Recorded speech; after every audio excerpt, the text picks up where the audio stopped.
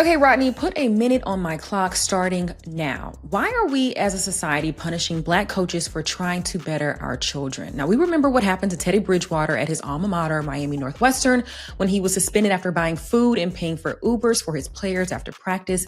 This came after he led the team to the state championship the year prior. Well, I saw this story a few days ago about a high school basketball coach in Chicago who was suspended after taking his players to China for a cultural exchange meant to broaden their horizons. Tim Flowers is the head men's basketball coach at Simeon Career Academy, where Derrick Rose played. And he also helped fund the trip through his organization, Goat Lab.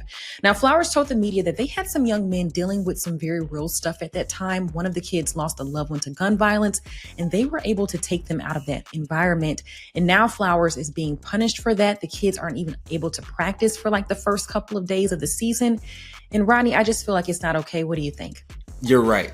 I don't know who's allowed to travel and who's not. We've also seen other high school teams at different times take trips to play internationally. So the rules are always very vague on who can do what. I don't know that if it is just a Black coach thing, just being honest, but I do know that we tend to try to pour a little bit more in because we have so many deficiencies. And so the coaches in our communities really try to show up for us in big ways when they have the means and the heart to do so.